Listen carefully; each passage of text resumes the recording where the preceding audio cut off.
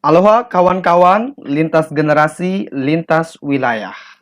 Ya, untuk mengisi rubrik eh, literasi bagian Mister Curious, ya, saya mengangkat tema apa itu angin. Oke, mungkin ini bermanfaat bagi Anda, spesialnya emak-emak atau ibu-ibu kece, ya, yang kebetulan anaknya sudah menunjukkan tahu terhadap kehidupan sekitar, gejala-gejala yang alam yang ada di sekitar kita. Dalam hal ini, saya akan mengangkat tentang angin. Cukup tentang angin. Apa itu angin? Oke.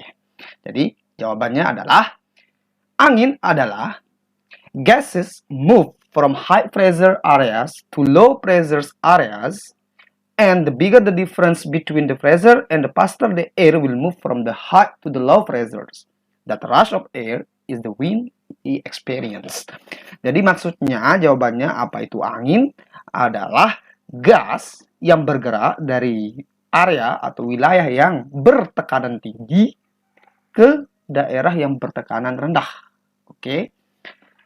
Dan perbedaan antara dua tekanan itu mempengaruhi daripada kecepatan angin tersebut. Nah, itu maksudnya ya. Jadi angin itu adalah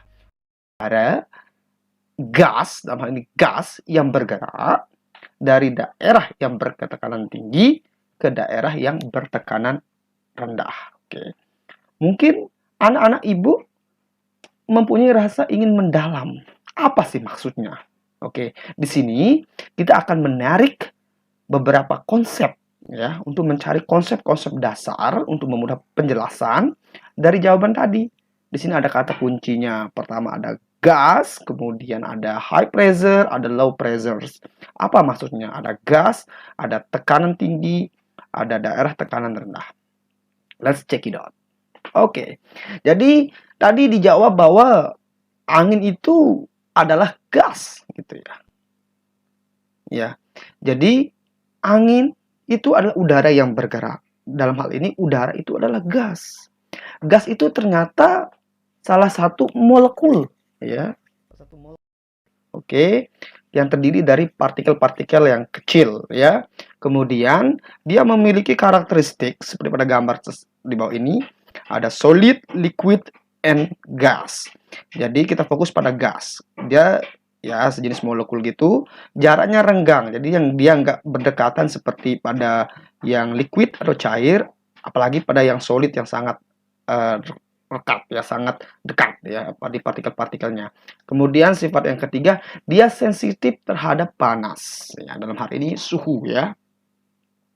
Di mana gas-gas ini berada di atmosfer namanya, berupa lapisan-lapisan gas. Oke.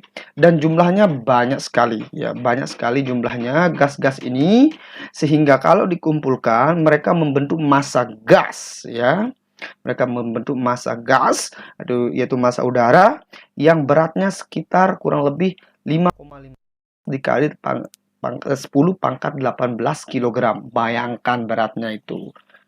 Kita bayangkan aja mobil Avanza aja itu beratnya misalnya 1 ton atau 1000 kilo. Ini 10 pangkat 18 kilo. Nolnya itu ada 18 begitu loh. Gimana beratnya? Sehingga menurut beberapa literatur yang saya baca, massa udara ini ya, karena dia massa udara, sebuah entitas yang pasti akan dipengaruhi oleh gravitasi. Oke, sederhananya menarik dia ke bawah gitu ya, akan dipengaruhi oleh gravitasi ya, massa udara itu. Jadi dengan adanya massa udara akan berkonsekuensi adanya gravitasi sehingga menyebabkan adanya tekanan udara ya. Di mana tekanan udara ini juga dipengaruhi oleh suhu. Oke, bagaimana pengaruhnya? Wah, untuk menjelaskan ini, ya, hubungan suhu dan tekanan ini, perubahan suhu, perbedaan suhu itu akan mempengaruhi perbedaan tekanan udara. Oke. Nah, kita lihat. Perbedaan suhu akan mempengaruhi tekanan udara. Efek dari gas yang dipanaskan yang didinginkan. Oke, kita berbicara suhu, ada yang panas, ada yang dingin, simpel saja. Ya, gas yang dipanaskan itu dia akan mengalami gerakan yang cepat ya. dia akan bergerak cepat, ya, jiggling dengan bergerak cepat. Kemudian dia akan spread out, artinya menyebar, geraknya cepat, kemudian menyebar dan bisa dia ke atas, ya, ke atas gerakannya, ya, ke atas, ya. Oke, kemudian kalau dia dinginkan, dia akan merapat lagi, merapat lagi, dan sehingga dia akan lekat, dekat, nggak terlalu jauh lagi, dia akan berat, kan begitu. Jadi yang udara yang dingin, kemudian udara yang dipanaskan itu ada perbedaan di sana, ya. Kalau yang dingin itu akan jadi karena dia akan bergerak saling menjauh, tidak rapat lagi, tercerai-berai. Sedangkan pada yang dingin, dia akan merapat lagi dan dia akan berat, ya. Jadi seperti yang dari pada gambar ini, ketika udara itu mengenai permukaan, ketika cahaya dalam hal ini sinar matahari mengenai permukaan bumi, maka permukaan bumi itu akan dipanaskan dan ikut memanaskan udara yang ada di atas permukaan bumi itu, sehingga udara-udara di sana lama-kelamaan akan bergerak acak, sehingga partikel-partikel udara tadi akan naik, akan ringan, ya, naik dia karena ringan, dia akan naik, kemudian itu akan menimbulkan low pressure area, jadi tekanannya rendah di daerah itu. Ya, seperti itu. Perbedaannya sebaliknya, pada yang dingin, maka dia akan terjadi bertambah berat, dia akan berat, kemudian sehingga tekanan di tempat itu akan berat atau high pressure. H untuk yang tekanan yang besar, kemudian untuk yang tekanan yang rendah pakai L. Oke. Nah, udah jelas kan? Berarti ada daerah yang bertekanan tinggi, kemudian ada daerah yang bertekanan rendah. Oke. Nah, udara itu bergerak dari tempat yang bertekanan tinggi ke tempat yang bertekanan rendah, ya. Seperti ini, ya. Jadi pada gambar yang ada awan ini, di bawah awan ini adalah cold air, jadi high pressure-nya karena udara dingin di sini. Karena udara dingin, tekanannya menjadi besar, kemudian ada low pressures, jadi tekanan rendah sehingga angin bergerak, oke, dari yang tekanan tinggi ke tekanan yang rendah. Begitu juga yang ada di sekitaran pesisir pantai, ya, sekitar pesisir pantai.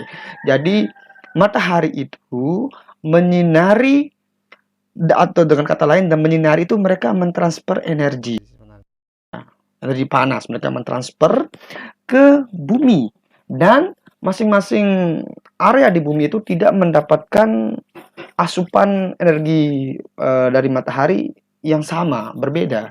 Karena apa? Selain bumi kita itu ada yang padat, ada yang cair, ya, kemudian tingkat absorpsi pada level atmosfernya juga itu cukup mempengaruhi penyerapannya itu energinya, ya. Oke, kita bayangkan kita yang ada di daerah Khatulistiwa. Oke, nah di sini pada siang hari matahari menyinari daratan dan lautan itu bersamaan, ya. Tetapi berpengaruh kepada cepatnya panas. Jadi di daratan itu lebih cepat panas daripada di lautan, Kenapa? Karena lautan itu pertama dia sangat luas, sehingga sulit untuk didinginkan, sangat luas.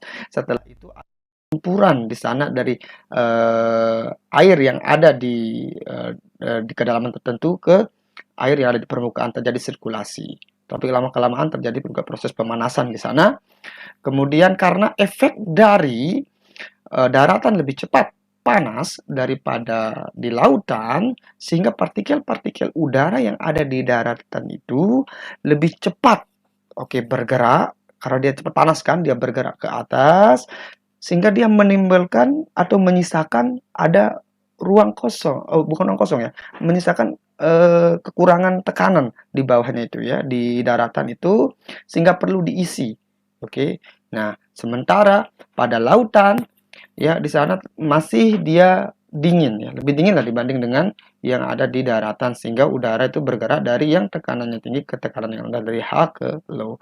Maka saat mereka bergerak dari H ke L, ke daratan, itu terjadilah angin, ya, seperti itu. Jadi ini adalah penjelasan asal mula lahirnya sebuah angin, ya. Oke, cukup sekian dan terima kasih. Matur tampi asih and have a nice day. Follow me on Facebook page Mustaq Maliki Nilsson, kemudian Instagram Maliki_Nilsson_, dan YouTube-nya adalah Maliki Nilsson. Ciao.